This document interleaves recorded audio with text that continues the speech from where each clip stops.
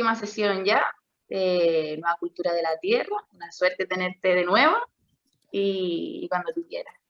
Vale, pues la sesión de hoy tiene como varios apartados. Uno de ellos es contaros esta idea de dónde sale y por qué sale, esto de la nueva cultura de la Tierra.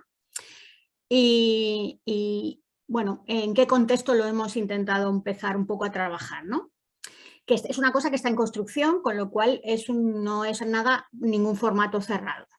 Luego vamos a hacer, no sé, como no somos muchos, vamos a ver cuando paremos un pelín, la idea era hacer algunos grupitos para trabajar de cada una de las entradas o de las ideas de la nueva cultura de la Tierra, qué actividades que tengan un puntito de transformación, de transformadoras, es decir, que no sean las habituales, se os ocurre para adjudicárselas a cada una de las ideas de la nueva cultura de la Tierra, ¿no?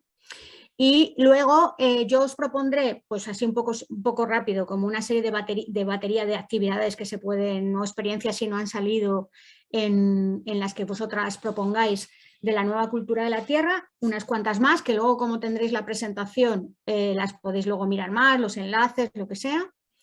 Y al final también algo un poquito más de trabajar creativamente entre todas, con un formato ágil y rápido de lluvia de ideas, de cosas que se nos ocurren que podrían de alguna manera incrementar esa mirada de la nueva cultura de la Tierra, ¿no? Sería más o menos eso. Entonces voy a compartir pantalla, no sé si lo tengo. ¿Sí? Sí, en principio sí. Vale.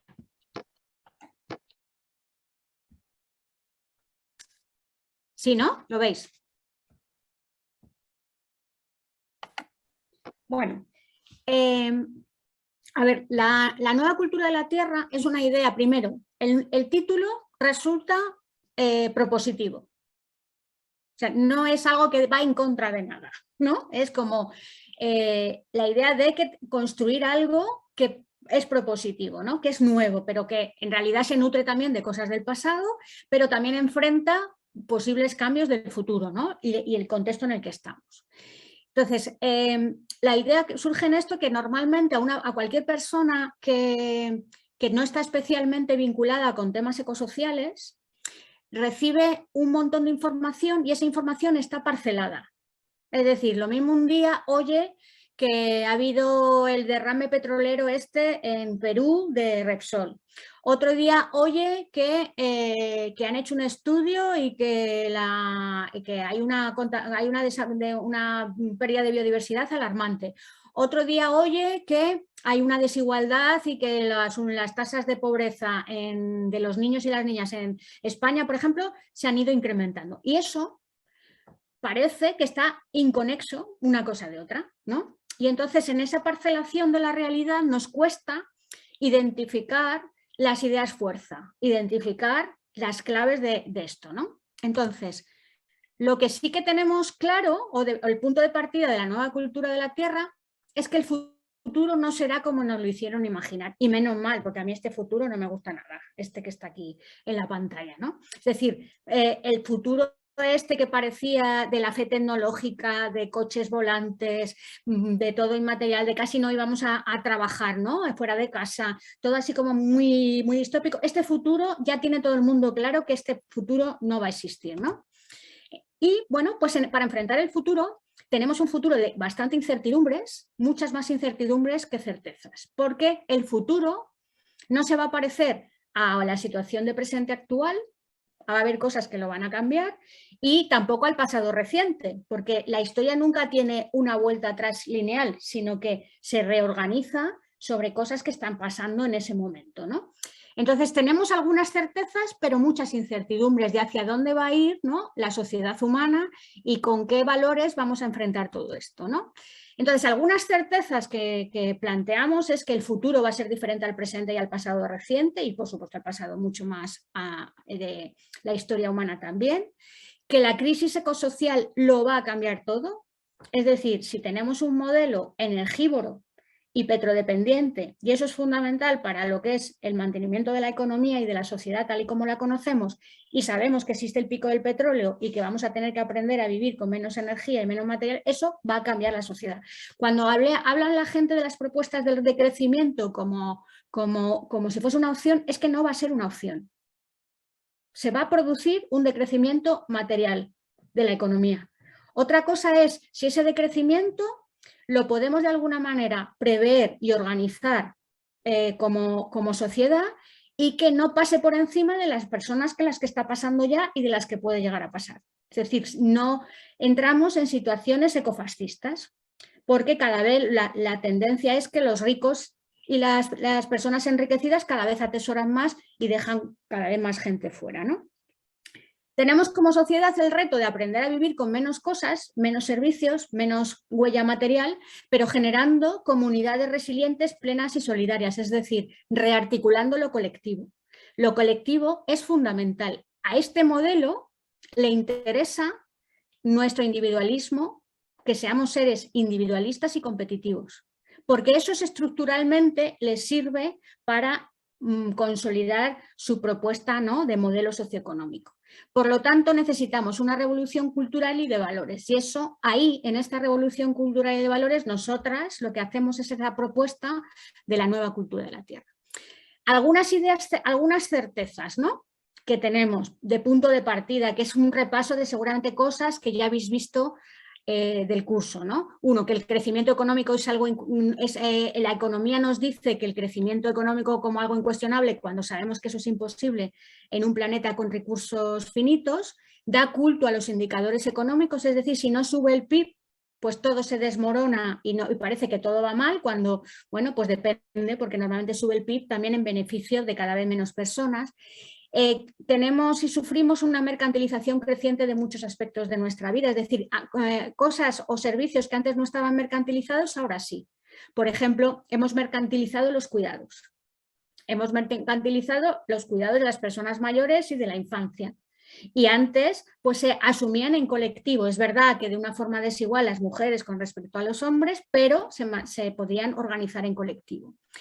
Tenemos también que desmontar la idea de progreso y desarrollo exclusivamente con criterios economicistas. Cuando hablan de países desarrollados y subdesarrollados, están hablando fundamentalmente de qué tecnologías se utilizan en cada uno de los países y qué indicadores económicos tienen. No están hablando si, por ejemplo, hay un tipo de comunidad que es fundamentalmente rural y se autoabastece de los recursos que genera, eso se considera subdesarrollado, cuando está viviendo dentro de los límites de la tierra y en una situación de colectividad, ¿no?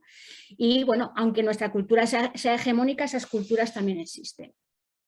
Nuestro marco cultural también fomenta la fe tecnológica, es decir, nos hacen creer que habrá una solución tecnológica para todos nuestros problemas.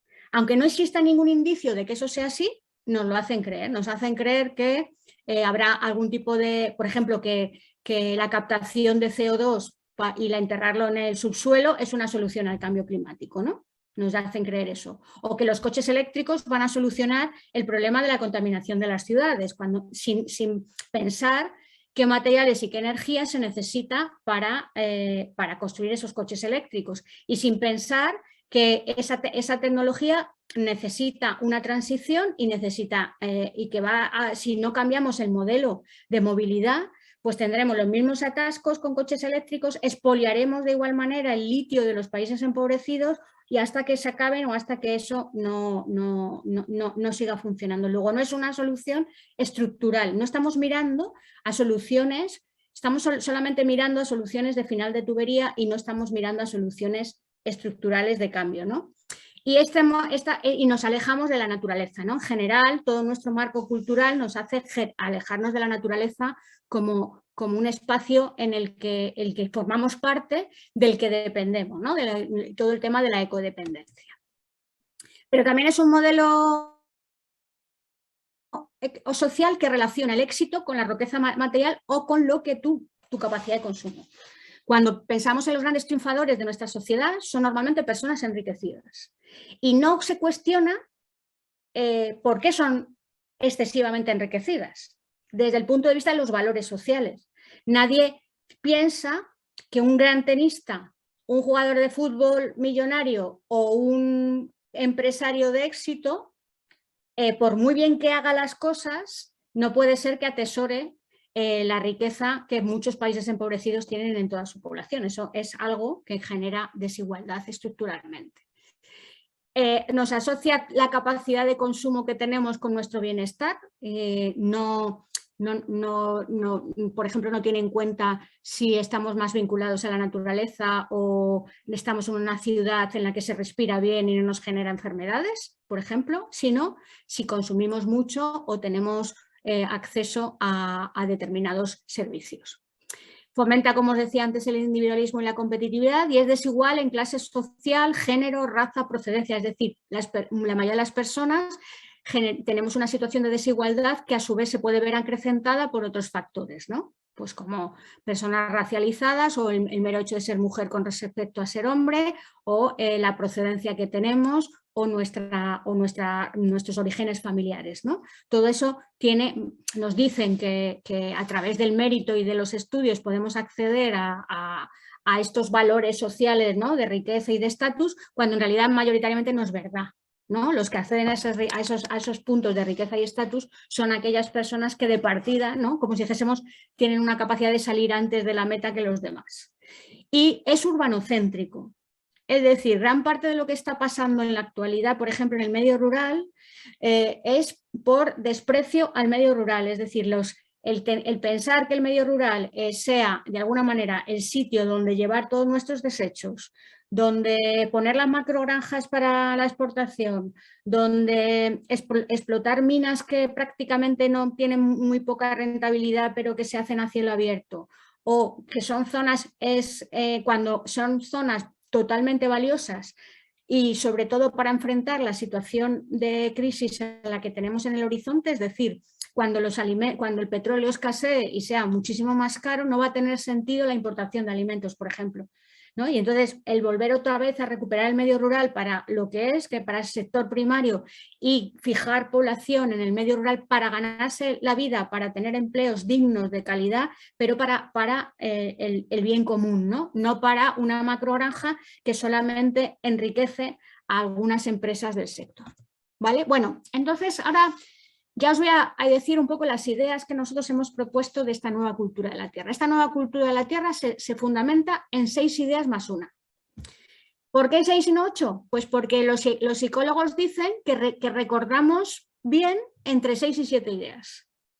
Recordamos con cierta facilidad, como que una vez que las interiorizamos, las recordamos bien. Y que ya muchas más, pues nos hacemos lío, algunas se nos olvidan. Entonces, como la idea de decir, vamos a sacar 6 ideas clave que nos sean útiles para, en general, enfrentar esta nueva cultura de la tierra. Como os decía, esta nueva cultura de la tierra es propositiva. La idea es que sea sugerente y que llame a la acción y a formar parte de esta nueva cultura de la tierra a cada vez más gente, ¿no? Como que se vea como unas salidas y, bueno, pues nosotros, por ejemplo, cuando damos formaciones sobre la nueva cultura de la tierra, pues ahora en esta sesión de hoy voy a aludir más a actividades educativas, a propuestas y tal vinculadas con el mundo de la educación, pero otras veces, por ejemplo, en una asociación de barrio, pues a lo mejor voy a contar más alternativas para una nueva cultura de la tierra. O si vamos a un entorno más academicista, pues a lo mejor vamos a hablar de enfoques científicos fundamentales para una nueva cultura de la tierra, seleccionando aquellos que consideramos más importantes, ¿no? Entonces, bueno, ¿de qué se basa? La primera idea es que necesitamos decrecer en la esfera material y energética.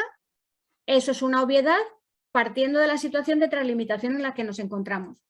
Dado que hemos superado los límites, lo que nos toca es decrecer. Decrecer de una forma, diríamos, hay algunos autores como Jorge Richman que hablan de la simplicidad voluntaria, otros hablan de la riqueza de la suficiencia, ¿no? Es decir, articulando y pudiendo incrementar otras cosas que nos hacen felices y que nos aportan bienestar, que no es puramente las cosas materiales.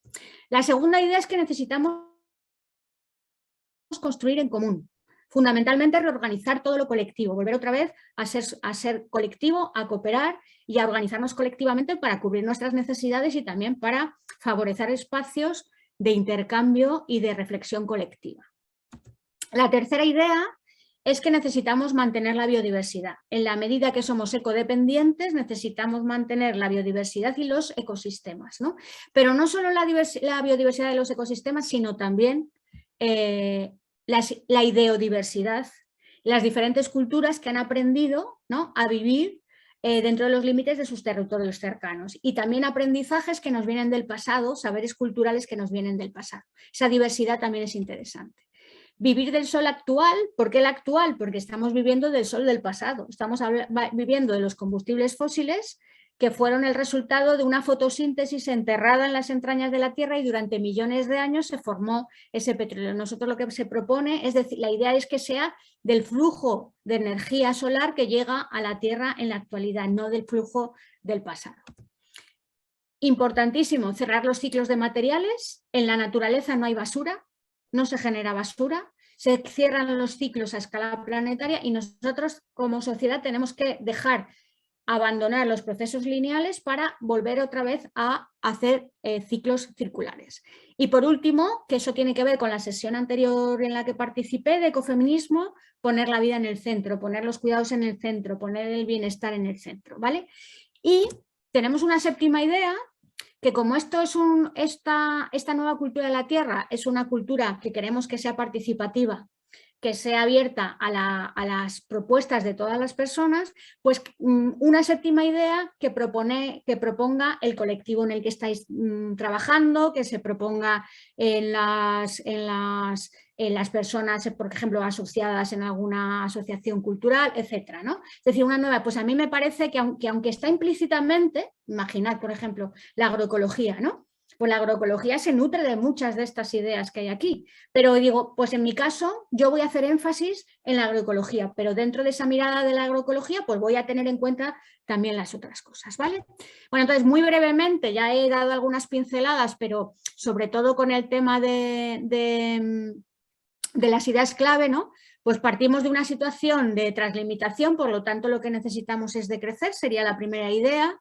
Necesitamos ajustarnos al techo ecológico, es decir, a lo que nos imponen las restricciones de la biosfera y al suelo social mínimo para una vida digna.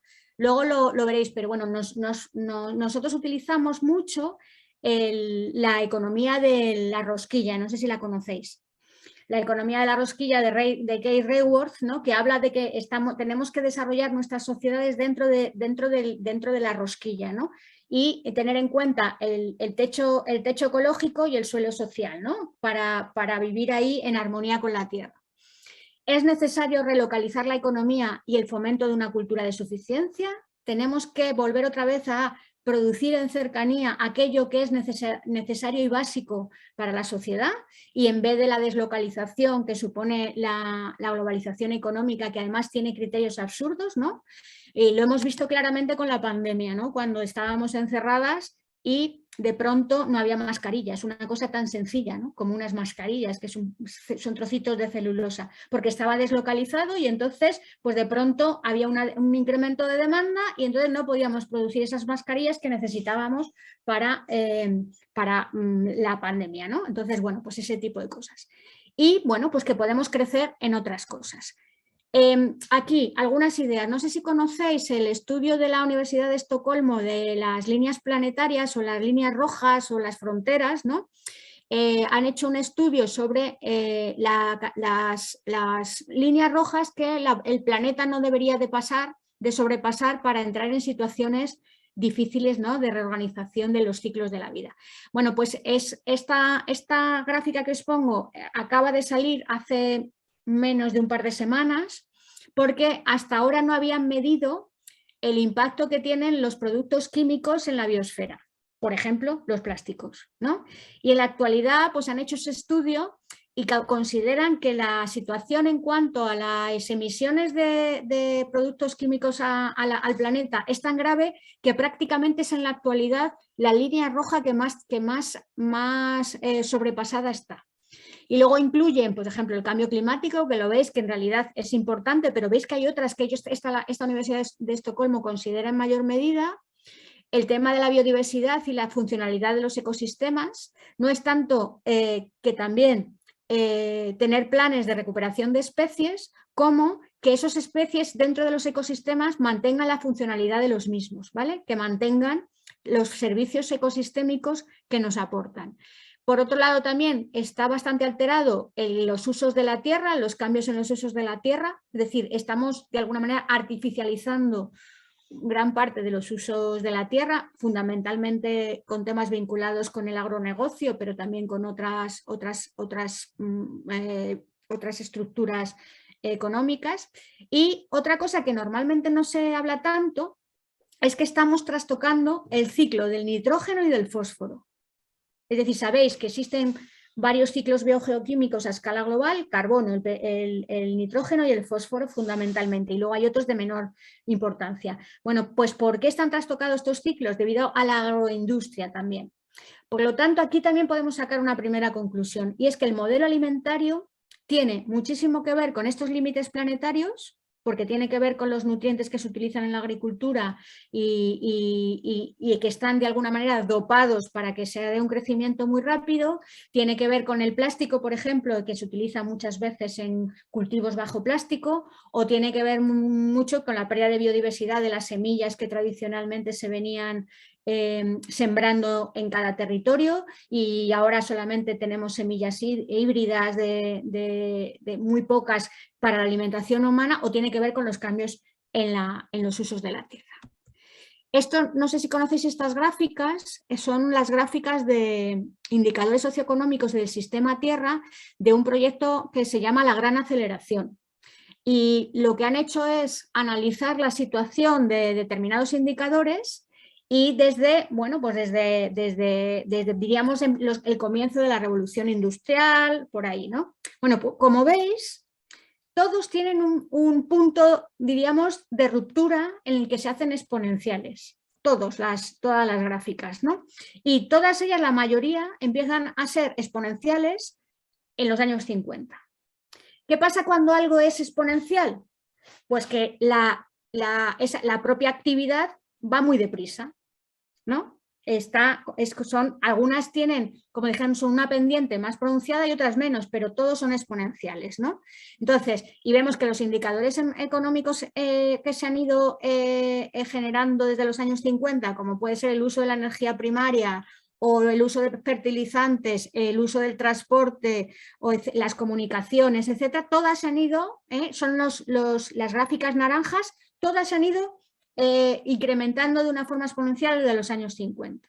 Y todas las que tienen que ver con el sistema Tierra, como el CO2, ¿no? Los óxidos de nitrógeno, de carbono, el nitrógeno, el metano, el uso del agua, la acidificación de los océanos, todos tienen más o menos una relación directa con estos indicadores o estos socioeconómicos, ¿vale?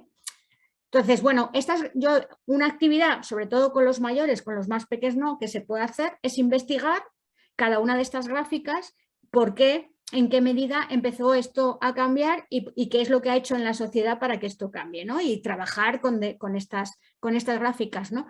Que, bueno, ya os digo, para los pequeños son complejas, pero se podría también trabajar desde ahí. La idea de hacer comunidad, ¿no? Y equidad, pues hay que asegurar los mínimos de vida digna para todas las personas. Es necesario también luchar por la justicia ambiental. Sabemos que son las personas empobrecidas las que más sufren los efectos de la crisis ecológica.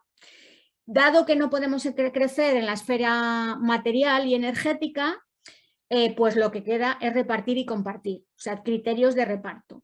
No sé si habéis oído, con la cumbre de Glasgow había un estudio de Intermon Oxfam que decía que el viaje por la órbita terrestre que hizo Jeff Bezos en este turismo espacial que le ha dado por hacer ahora, después de que ya no está en Amazon, pues ha emitido la misma cantidad de gases de efecto invernadero que una persona de un país empobrecido a lo largo de toda su vida. Claro, en una situación, en un planeta de recursos infinitos, el atesorar exceso de riqueza a algunos nos puede parecer más o menos ético, pero si encima estamos hablando de un planeta de recursos escasos, lo que tú consumes de más, la contaminación que tú generas de más, se la estás de alguna manera quitando a otra persona. Tu modelo de vida se está imponiendo a base de las carencias de otras personas. Por lo tanto, aunque esto es poco popular, implica poner límites a la riqueza y recuperar los bienes comunes. Implica poner la vida en el centro y poner límites a la riqueza excesiva. No estamos hablando de gente, diríamos que dentro de nuestros entornos próximos, pues sabemos que hay algunas personas que tienen más riqueza que otras. Estamos hablando del exceso de riqueza, de esto que podríamos decir un exceso inmoral de riqueza, ¿no? Y bueno, pues antes os había puesto algunos ejemplos. Y que es preciso desarrollar una economía social y solidaria. Seguro que en Canarias hay un montón de iniciativas que están dentro del marco de economía social y solidaria, que nos sirven para consumir la energía a través de cooperativas en vez de a través de los oligopolios energéticos, o que hay algunas iniciativas de banca ética. Todo eso es apostar por la economía social y solidaria. Es muy sencillo, porque es solamente cambiarnos el nombre y cambiar la cuenta de sitio, y eso tiene un impacto muy importante sobre, cada vez más creciente, ¿no?, sobre hacia dónde queremos que vayan nuestros ingresos. No sé si conocéis este mapa distorsionado de huella ecológica, supongo que sí que sabéis lo que es la huella ecológica. La huella ecológica es el impacto que tiene una sociedad, lo que consume teniendo en cuenta los recursos biológicos y la cantidad de sumideros de carbono que son necesarios para asumir o asimilar las emisiones que genera, ¿vale? Las dos cosas. Entonces, esto es un mapa distorsionado del informe este de WWF de 2006, en el que nos está haciendo ver es que todo el hemisferio norte está consumiendo muchas más hectáreas, porque se miden hectáreas, ¿no? Entonces se está consumiendo muchas más hectáreas que las que les corresponde por su propio territorio. Entonces este mapa nos ha dado una doble información. Primero, que el modelo fundamentalmente de los países enriquecidos es un modelo que está en situación de translimitación y que es insostenible, pero también que actualmente está basado en el expolio de recursos biológicos de otros países, ¿no? Y estamos viendo que en este mapa, por ejemplo, pues toda la zona africana o toda la zona de Sudamérica o en algunas zonas asiáticas tienen un territorio muchísimo más pequeño en huella ecológica del que tienen en sus entornos, ¿no? Y luego hay otra información y son los colores. Los colores son el consumo en huella ecológica per cápita. Entonces, por ejemplo, vemos que todos aquellos que son Burdeos y color así rosa son países en los que de media, sabemos que los valores medios no son del todo lo más justo, pero en general podríamos decir que las personas de Estados Unidos, ¿no?, o de Europa o de Australia o de Japón, los Emiratos, etcétera, somos personas que consumimos mucho más que la huella ecológica que nos corresponde, ¿vale? Y cuando se habla de China, que es verdad que China ahora mismo es un gigante en expansión, pero claro, si viésemos la huella ecológica acumulada a lo largo de la historia, veríamos que los chinos y las chinas son muchísimos, igual que los indios y las indias, pero que sus tasas de consumo medios no son todavía, y sobre todo si tenemos en cuenta la parte histórica con respecto a los europeos y las europeas o los estadounidenses, ¿no? Entonces, este mapa nos sirve mucho para trabajar con los alumnos, solamente con la mirada, que ellos indaguen las causas de por qué esto es así, y una de las cosas que podríamos además transmitir es que si no fuese por esta situación de expolio de recursos de otros países, pues hace mucho tiempo que el planeta ya estaría mucho más explotado de lo que está, ¿no? Hay algunos estudios como este de Oxfam que también nos dice, por ejemplo, os ponía yo el ejemplo del viajecito espacial que hizo Jeff Bezos, pero también aquí, por ejemplo, dice que el 10% de la población mundial es responsable del 50% de los gases de efecto invernadero generados a lo largo de la historia desde la revolución industrial. Porque sabéis que uno de los problemas que tiene el cambio climático es que emitimos. Y aunque dejemos de emitir, aunque ahora digamos que vamos a emitir cero, todavía está en la atmósfera retenida gran parte de la historia, ¿no?, de las emisiones de gases de efecto invernadero. O sea, que eso no desaparece. Bueno, pues en ese hecho histórico, desde el 90 al 2015, pues el 10% de la población mundial es responsable de la mitad del cambio climático y de los efectos del cambio climático. Fijaos que eso tiene mucho que ver y que hay una parte de una población muy empobrecida que prácticamente históricamente no ha emitido gases de efecto invernadero. Luego aquí hay una mirada de justicia social que tiene que ver con el punto 2 de la nueva cultura de la tierra. Y es que tenemos que mirar todos estos datos con justicia social y ver que quién es las personas que tenemos que pensar en cómo decrecer, ¿no? O cómo reducir. Bueno, la tercera idea clave es bueno, el tema de la biodiversidad y su importancia, la biodiversidad y los ecosistemas. Muchos autores alertan de que estamos en la 6ª gran extinción. Sabéis que la 5ª fue la de los dinosaurios y fue por un meteorito, parece ser que todo indica que fue por eso, y supuso un cambio, ¿no? El paso, ¿no? a otro conjunto. Algunas han persistido, pero en la mayoría de las especies hubo como cambios en las asociaciones y en los ecosistemas y se volvieron otra vez a reorganizar y ajustar, ¿no? Bueno, pues lo que pasa ahora con la 6ª extinción es que esta extinción tiene que ver con una única especie, que es la nuestra, ¿no? Y con todo lo que tenemos todo lo que agredimos a la Tierra, ¿no? Otro tema clave, sobre todo para las profes que seáis más de ciencias naturales, es que normalmente cuando transmitimos la pérdida de biodiversidad nos fijamos en los grandes animales, ¿no? Hacemos alusión a los osos pardo, a las ballenas azules, a los linces ibéricos. Yo no digo que eso no haya que hacerlo, ¿no? Lo que sí que muchas veces, si solamente hacemos alusión a esos animales, que por otro lado son los más próximos a nosotros y nosotras, estamos como solamente mirando la punta del iceberg. Porque un lince desaparece o un pinzón azul de Canarias desaparece porque hay todo un entramado ecosistémico que está en crisis, ¿vale? Y por eso los planes de reintroducción de especies son muchas veces fallidos, pues porque tú estás intentando introducir una especie una vez que la has criado en cautividad en un ecosistema que no está funcionando para las necesidades de esas especies, ¿no?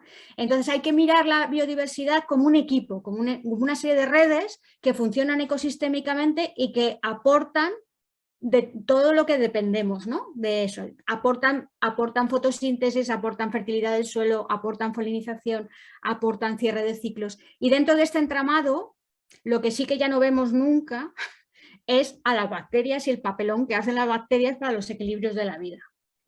Y tenemos la idea de que todas las bacterias son malas, ¿no? Nuestra cultura nos dice, ¿no? Que si todas las pandemias, bueno, esta es un virus, pero los bacilos, lo otro, ¿no? Y en general, las bacterias son fundamentales para el mantenimiento de los equilibrios de la vida. Incluso nosotros tenemos en nuestro cuerpo hasta 2 kilos de bacterias que nos ayudan a hacer la digestión en nuestro tracto intestinal y a un montón de funciones que solas como sistema no podríamos hacer. Bueno, entonces es fundamental transmitir la importancia de la biodiversidad desde la mirada de las funciones sistémicas que nos dan a todas, ¿no? Servicios de abastecimiento, como pueden ser recursos de todo tipo, desde la madera hasta la energía, hasta fibras textiles, ¿no?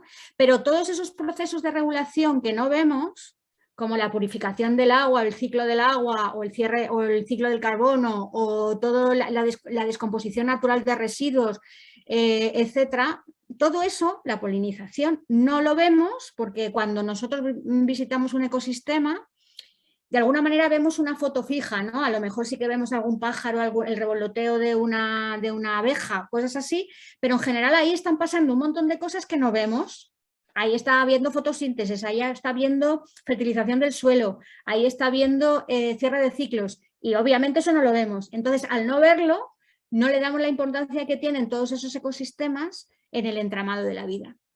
Y luego, como seres sociales que somos y seres culturales, la biodiversidad también tiene un papel muy importante sobre nuestra calidad de vida, sobre nuestro bienestar, sobre nuestra salud, como factor educativo, como un factor de cosas más, ¿no? Que también creo que siendo profes en general lo tenéis claro y lo veis muy, muy evidente. Bueno, a mí me parece muy importante la puesta en valor de la biodiversidad con respecto a la tecnología humana. Es decir, no hay nada más perfecto, por mucho muy tecnología que hagamos, que un árbol, por ejemplo, o que una planta. Fotosintetiza, es decir, ayuda a que el resto de los seres vivos, a través del sol, tengamos los alimentos que necesitamos en la cadena de alimentación. Cuando las hojas de los árboles se caen al suelo, no son basura, sino que cierran los ciclos de materiales y enriquecen los suelos. Ayudan a tener una sensación de frescor en un día de verano. Ayudan a tener un montón de funciones, de sensaciones, de nichos ecológicos alrededor del árbol. Sabéis que existen las micorrizas, que son una asociación entre hongos y las raíces de los árboles que funcionan intercomunicando la información por debajo del suelo. Un bosque es mucho más que un sumatorio de árboles, ¿no? Y todo esto hace que no podamos, por mucha tecnología que tengamos, si somos una especie inteligente y hemos generado muchas cosas para el bienestar común, desde temas de salud hasta algunas tecnologías que nos facilitan mucho la vida, no podemos recrear una tecnología que sea tan perfecta como un árbol o como una abeja, ¿no? Y todas las funciones ecosistémicas que nos ayuda la abeja, por ejemplo, a la reproducción de la vida, de nuestros alimentos y un montón de cosas más, ¿no? Entonces, de alguna manera, hemos perdido la capacidad de reconocer todos estos valores de la vida como algo fundamental para nuestra ecodependencia. Y eso es muy importante transmitirlo, ¿no? Yo no abogo porque yo no soy ludita, es decir, que hay que quemar todas las máquinas. Yo no digo eso. Yo lo que digo es que el funcionamiento de los ecosistemas y el funcionamiento de los seres vivos que lo componen es algo totalmente maravilloso y coordinado en red que es imposible de reproducir por la especie humana. Y que ahora cuando no sé, habréis oído, por ejemplo, cosas como que el futuro de la especie humana está en Marte. Y yo, vamos, cosas totalmente que cualquier niño pequeño dice, pero ¿cómo vamos a generar las condiciones de vida para la especie humana en Marte? Que no solo es que es un secarral, sino que no tiene agua corriente y además tiene una atmósfera totalmente hostil a la especie humana, entre otras cosas sin oxígeno, porque el oxígeno de nuestra atmósfera la generaron las plantas, bueno, la generaron las cianobacterias que estaban originalmente en la sopa aquella primigenia y fueron las que cambiaron las condiciones de la atmósfera. Y esa atmósfera es como es cálida, tiene oxígeno y nos protege de las radiaciones ultravioletas gracias a la función de la fotosíntesis. Bueno, pues la otra idea sería el tema de la energía y el tema de volver otra vez a vivir del sol actual. Y bueno, pues que pasar un poco desde una economía basada en los combustibles fósiles a una economía basada en energías renovables. Pero, por otro lado, no hay un plan energético B para abastecer la demanda global. Es decir, aunque tengamos que apostar por las energías renovables también van a tener sus limitaciones. Por lo tanto, tenemos que basar también un modelo energético en la reducción, en el ahorro energético y en pensar en fuentes renovables lo más sencillas posibles, que sean descentralizadas, es decir, que no estén controladas por los oligopolios. Estamos viendo lo que está pasando con la factura de la luz, ¿no? Que es un antiguo robo a mano armada. Un robo que es legal, pero es un robo porque están cobrándonos a precio de oro una energía que se produce gratuitamente casi para el mix eléctrico, ¿no? Entonces, bueno, pues muchos de los captadores de esa energía, ¿no? Los paneles solares, los aerogeneradores, a su vez necesitan también de minerales estratégicos que están en situación de escasez. Luego hay que apostar por las renovables, pero hay que apostar también por una reducción de los consumos energéticos. Y la energía está en todo, está en el modelo alimentario, está en el modelo de consumo, está en el modelo de transporte. Entonces hay que repensar de alguna manera todas esas cosas. Bueno, pues una actividad que podemos hacer con los chavales es cómo se ha usado la energía a lo largo de la historia humana, ¿no? Y eso tiene que ver, por ejemplo, más con ciencias sociales, ¿no? Y cómo nos dicen gráficas como estas que lo que hemos ido es, por ejemplo, la primera energía que se utilizó, que es la verde, que es la leña, ¿no? La biomasa, pues poco a poco se han ido incrementando otras fuentes energéticas que han ido apareciendo las que ya veníamos consumiendo. Es decir, nunca ha habido una sustitución del 100% de estas energías. Se sigue consumiendo... Uy, no sé qué ha pasado. A ver, aquí. Se sigue consumiendo energía de leña, ahora luego se empezó con el carbón, luego se empezó con el uranio, el gas, el petróleo, y todo eso se fue acumulando, ¿no? De tal manera que ahora consumimos todo y por la sociedad, todas las energías, ¿no? De una parte creciente, ¿no?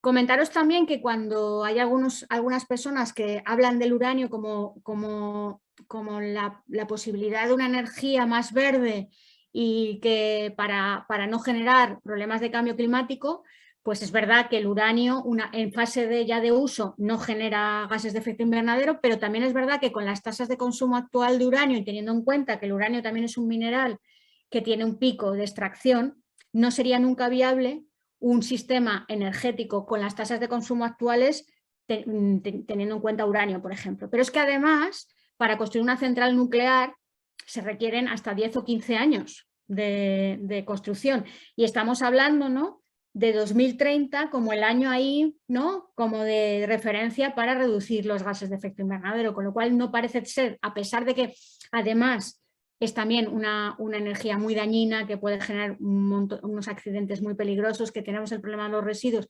Además de eso, que ya de por sí eso es importante, además no es una opción, no es una alternativa para el futuro. Bueno, aquí os he puesto también las necesidades de minerales que tienen o sea, esto se puede trabajar con los chavales, qué se necesita para hacer un panel solar o un aerogenerador, o que se necesitan para determinadas cosas. De tal manera hay que ver que, por ejemplo, el silicio metalúrgico, que es el que se utiliza para los paneles solares de última generación, pues también tiene un pico de escasez. Incluso hay personas que hablan ya del pico de la arena, que pensamos, pero madre mía, esa arena hay en todos sitios. Si hay desiertos llenos de arena, ¿no? Bueno, es que hay unas arenas que facilitan el hacer este tipo de tecnología y otras no. Entonces, bueno, si queréis indagar, ¿no?, sobre el pico de la arena, hay un documental muy, muy impactante, ¿no?, de que están buscando arena en sitios donde esa arena es de una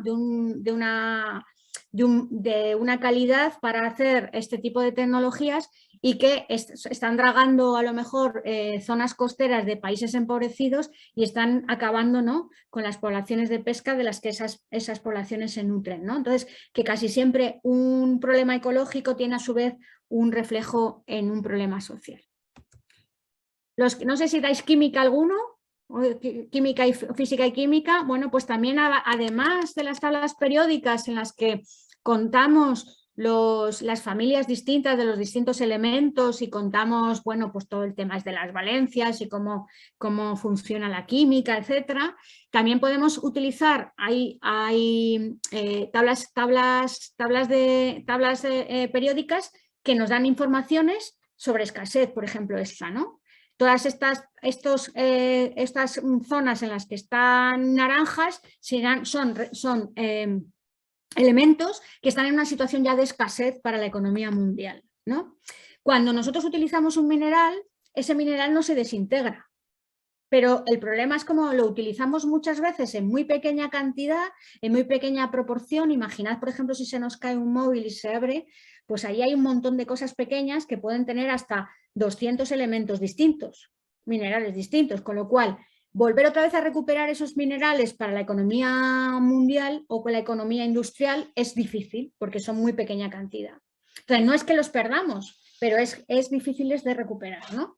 Hay otras tablas periódicas sobre tasas de la posibilidad que tienen para su reciclado, ¿no?, dependiendo de los componentes. Sabéis, por ejemplo, que hay algunas como que las que llaman tierras raras, que no es que sean rarísimas, pero es que tienen la característica de que no están concentradas en vetas, están como muy dispersas, con lo cual energéticamente y desde el punto de vista de trabajo humano es mucho más difícil concentrarlas. Entonces, por eso se llama tierras raras, que muchas de ellas están en China. Bueno, pues las tierras raras son fundamentales para la tecnología compleja. Cuanto más complejo es un producto, más elementos tiene y más podemos hablar de esta situación de escasez. Hay otras tablas periódicas que hablan, por ejemplo, del impacto que tiene la minería de ese elemento sobre el planeta. Por ejemplo, no es lo mismo una mina de oro que una mina de hierro. Es decir, el oro, para concentración del oro, tenemos que utilizar, por ejemplo, mercurio.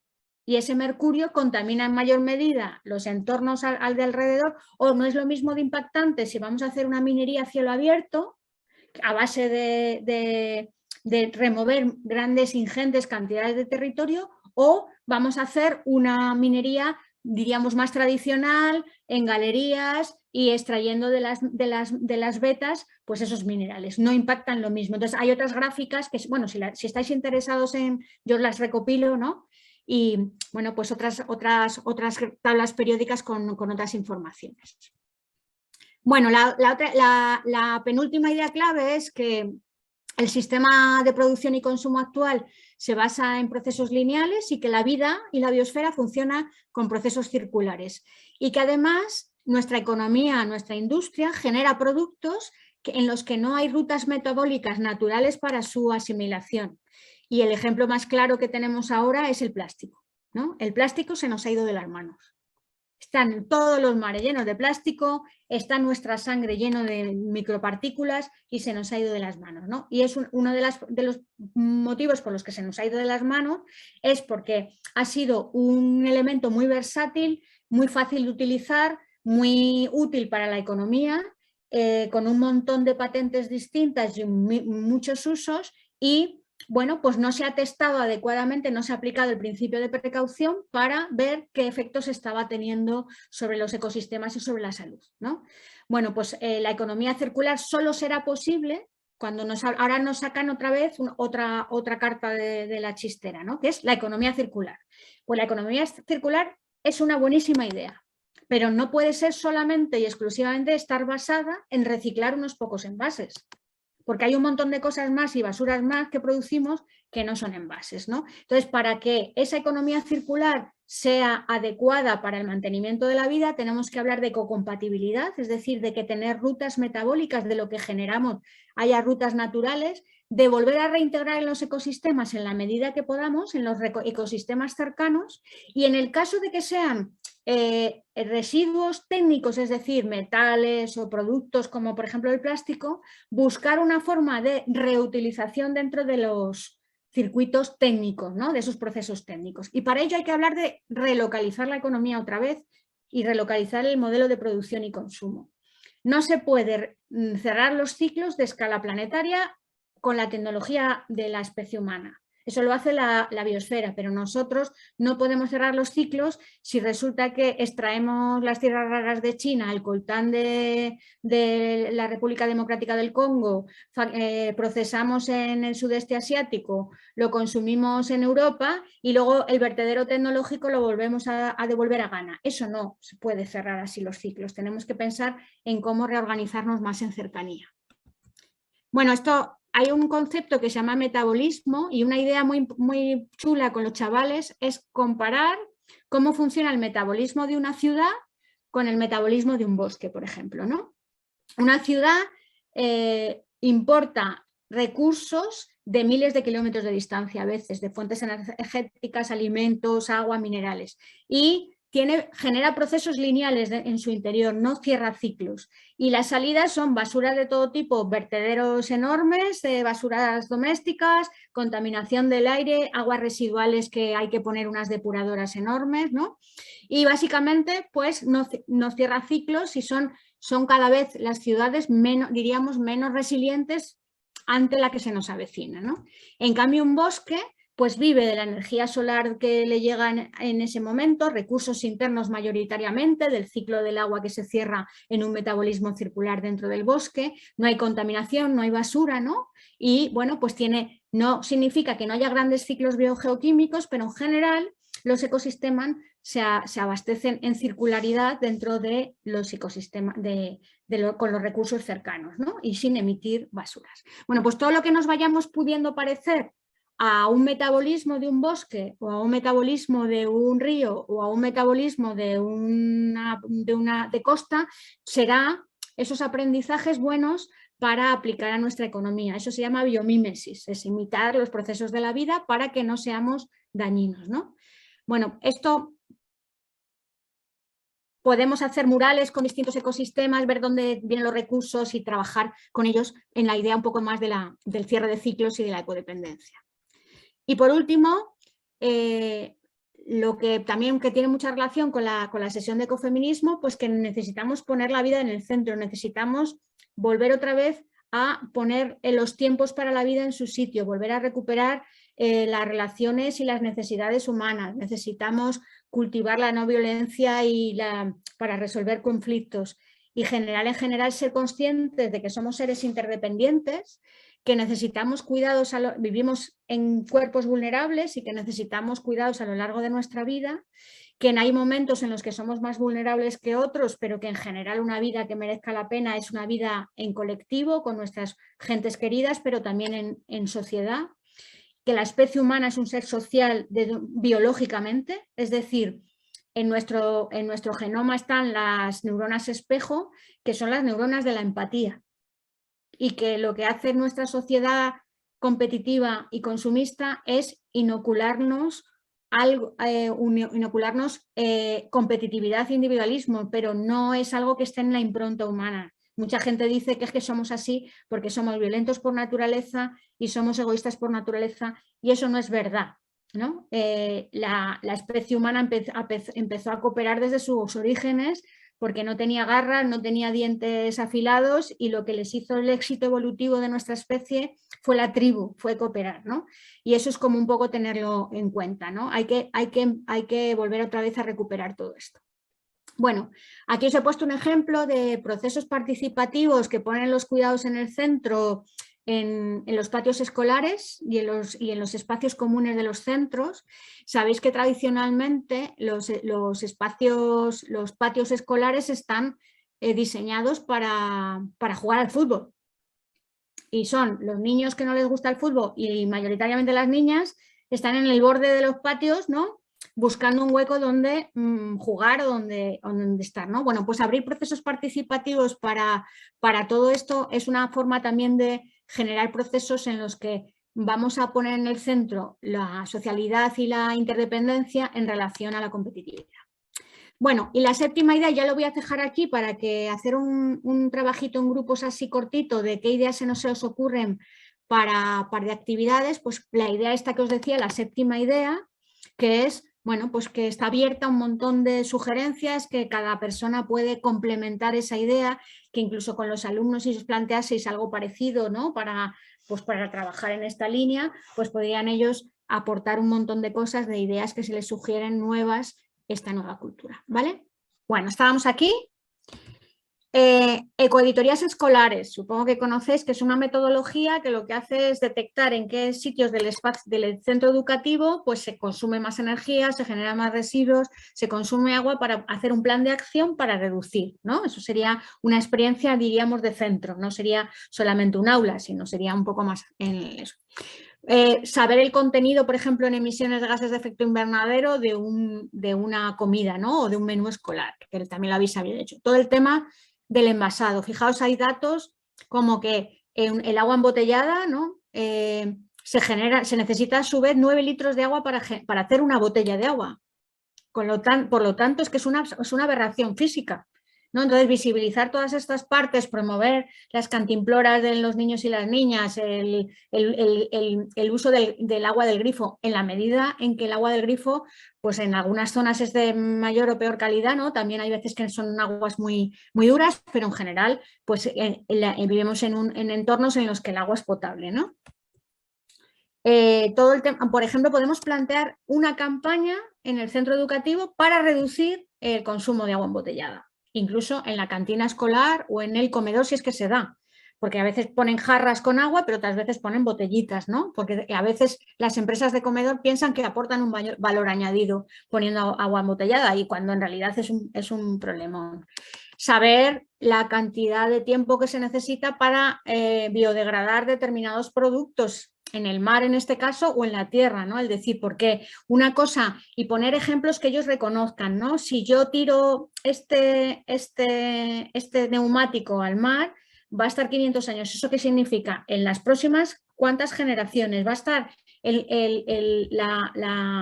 la rueda de caucho, va a estar en el mar mientras que sea, yo qué sé, tataranietos, ¿no? Como diciendo, le pasamos el problemón a otras generaciones. El tema de la problemática en Canarias, además, es fundamental, ¿no? El tema de toda la problemática de los plásticos. Nosotras tierra adentro no vemos tanto las actividades del mar y en el mar es un elemento fundamental, ¿no? También para el cierre de ciclos, para hablar de todas estas cosas. Trabajar con noticias de prensa. Las noticias de prensa podéis seleccionar vosotras unas cuantas, pero tienen un efecto importante y es que le damos credibilidad a esa información y la hacemos de alguna manera cotidiana a través de una noticia de prensa. Entonces, por ejemplo, esto es una isla deshabitada en el Pacífico que tiene un montón de plásticos y un montón de basura. Entonces, desde cómo ha llegado hasta allí, por qué motivo llega hasta allí, ha llegado basura cuando no vive nadie allí, de dónde procede esa basura, de qué tipo, o sea, indagar sobre esas noticias de prensa buscando la información que no nos dan, ¿no?, en ese artículo. Hacer decálogos para reducir. Esto es una página web que es de aquí, de una asociación que se dedica a la recuperación y nos da la cifra de la cantidad de emisiones de CO2 o de agua asociada a los objetos de la vida cotidiana. Entonces, tiene como una calculadora y si, por ejemplo, nosotros ponemos un 1, yo lo he puesto en el ordenador portátil, nos dice que para hacer esa si nosotros no desechamos ese ordenador portátil, ahorramos 180 kilos de CO2 y 6.247 litros de agua. Y además nos lo relaciona con cosas que además los chavales pueden entender mejor, ¿no? Como, por ejemplo, cuántos árboles haciendo la fotosíntesis serían necesarios para asumir ese CO2. Hay proyectos de reducción de basuras domésticas simplemente con reducción de envases. O sea, toda la comida procesada, pues esto es un proyecto de Barcelona en el que a las familias se les propone reducir y hay una foto del antes y del después, ¿no? Entonces, la cantidad de residuos que hemos ahorrado, ¿no? Y la idea que no solamente hay que reciclar, sino que también hay que reducir. Generar espacios y rincones de la naturaleza en las aulas, con cosas naturales y que se puedan ir investigando, se puedan ir manipulando, ¿no? Colecciones de herbarios, de minerales, de semillas, de un montón de cosas, ¿no? Podemos construir con los más peques nuestro propio ecosistema y que este ecosistema sea tridimensional. Y entonces no solamente poner los distintos elementos del ecosistema, aquí podríamos meter hasta las bacterias escritas, ¿no?, en el suelo, en no sé dónde, en tal, y también poner con letreros en cada uno de esos elementos que aportan al bien común, por ejemplo, por fotosíntesis, fertilidad del suelo, polinización, no sé qué. Y vemos también más allá de los propios elementos del ecosistema. O podemos investigar cosas concretas y los impactos que tienen sobre la biodiversidad, no tanto a nivel macro, sino buscando, por ejemplo, el consumo excesivo de carne genera monocultivos de soja y esto a su vez la deforestación de la Amazonía, ¿no? Entonces, ¿dónde tenemos que incidir? En reducir el consumo excesivo de carne, ¿no? O bueno, pues aquí os he puesto unos cuantos ejemplos de cosas que ellos son cotidianas, que están en su día a día y que relacionan con problemas globales. El investigar los productos, que lo hicimos de alguna manera el otro día, ¿no?, con el mapa mundi de ecofeminismo, pero que podría ser también con temas ecológicos, temas sociales, o saber la cantidad de recursos que hay asociados a las cosas, especialmente a la tecnología compleja. Aquí tenéis algunos datos de un ordenador portátil, ¿no? 22 kilos de productos químicos, por ejemplo, 1.500 de materiales, o sea, es que es una aberración. Entonces, todo eso tenerlo un poquito, la idea, ¿no?, de la obsolescencia, trabajarla desde todo lo que ahorramos al planeta con estos recuperación, ¿no?, de productos. La idea de la inmaterialidad de Internet.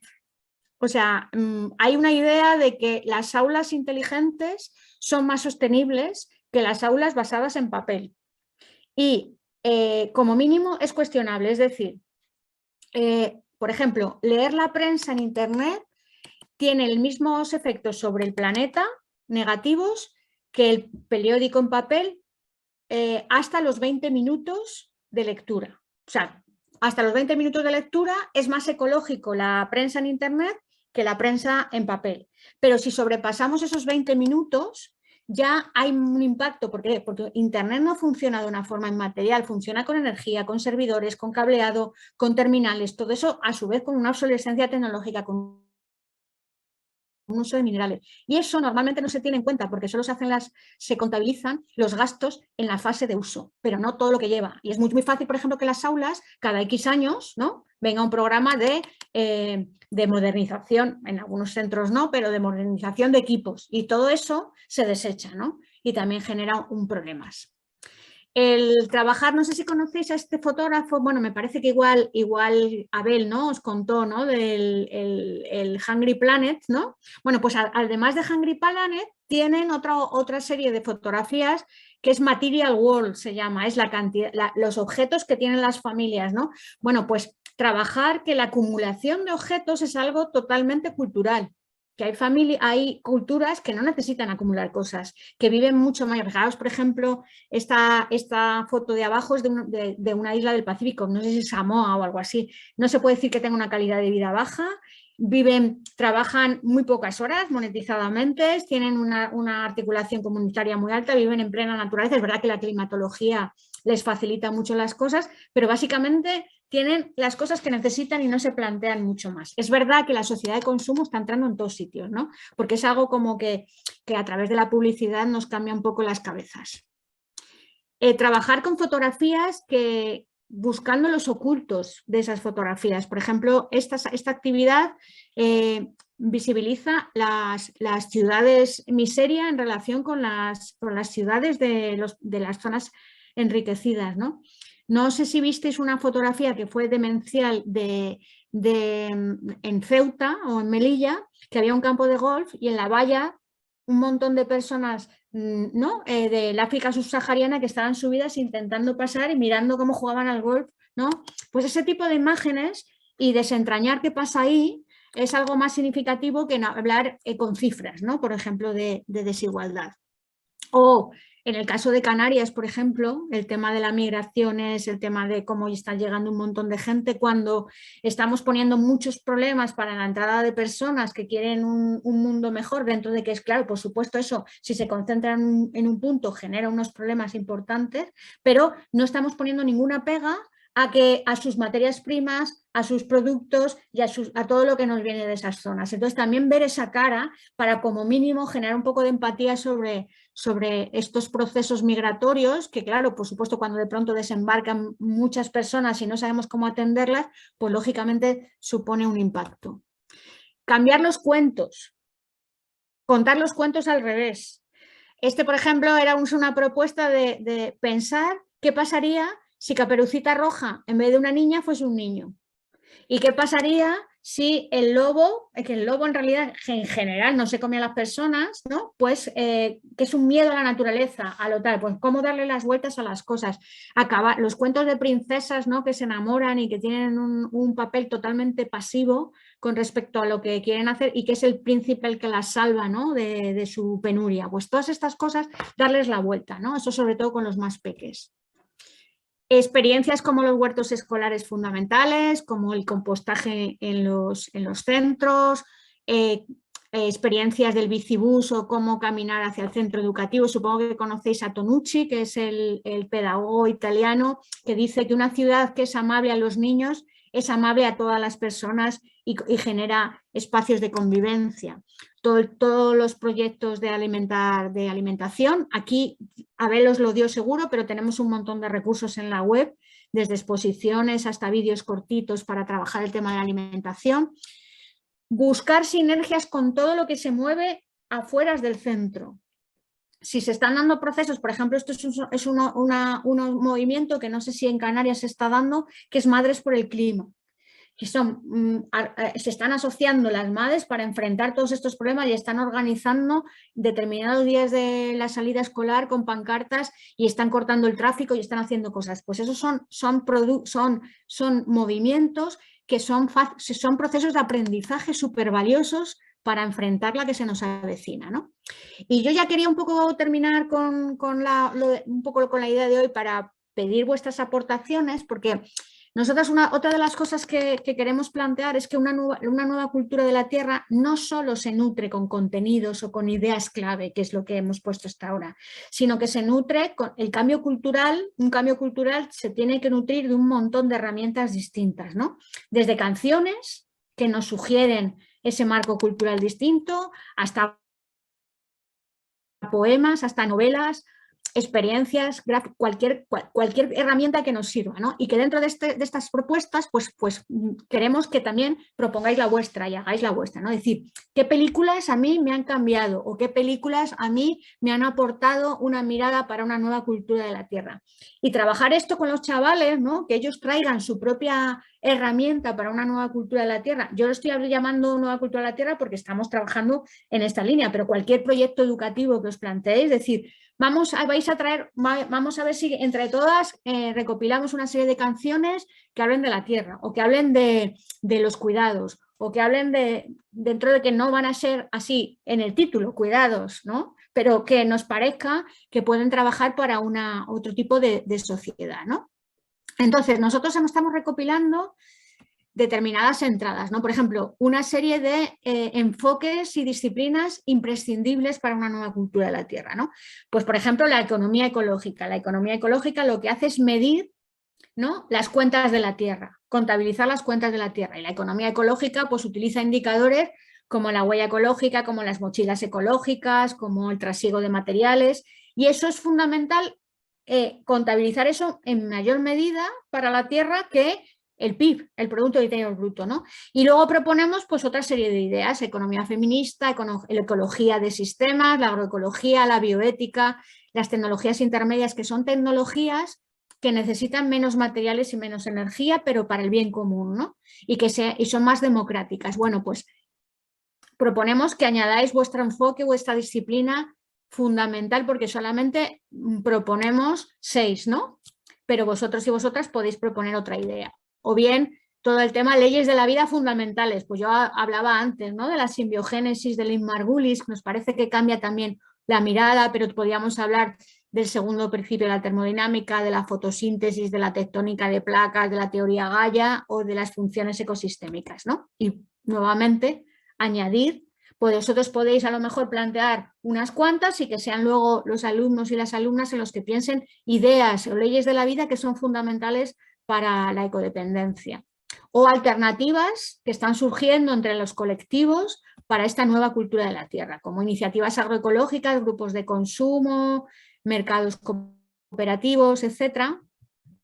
Y bueno, pues que, por ejemplo, pues espacios sociales colectivos, viviendas, bueno, no me voy a entretener, ¿no? Pero en general, recetas de alargascencia, es decir, no sé si conocéis el mapa de alargascencia de Amigos de la Tierra, podéis buscarlo, pues es un mapa en el que tú pinchas en tu zona y te salen todas las iniciativas de recuperación, de reciclaje, de tal, que tienes en tu contexto cercano, ¿no? No sé si en Canarias hay muchas iniciativas o hay pocas, la verdad que lo podía haber mirado antes de contároslo, pero bueno, pues poco a poco es espacios donde si tú no quieres tirar una cosa y la quieres reparar, si tienes alguna opción en tu entorno cercano, pues eso es una opción antes que tirarlo, ¿no?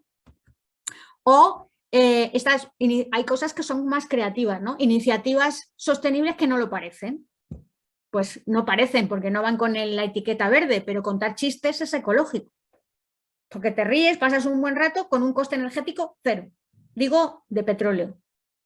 O jugar al ping-pong o ligar, ¿no? Que eso a los adolescentes, pues fíjate tú, les hemos quitado la posibilidad de ligar con esta pandemia y están que se suben por las paredes, o resolver problemas de matemáticas, aunque esto para algunas personas será un rollo, o asistir a una fiesta de góticos, pues una fiesta en general, pues o tocar un instrumento musical, ¿no? Todo eso hace que son formas de creatividad, ¿no?, que están con bajo coste energético, que son decrecentistas y que pueden ser deseables, pueden ser que nos apetezca conformar ese tipo de formas de divertirnos, ¿no? No sé si me parece que lo puso Luis, pero por si acaso, estos son los cuadernillos de un proyecto en el que yo he participado, de las 99 preguntas, y este es el blog de Tiempo de Actuar de la Fundación FUEM, en la que hay un montón de actividades desarrolladas de distintos niveles, de distintos contenidos, y lo podéis mirar aquí, muchas ideas, ¿no?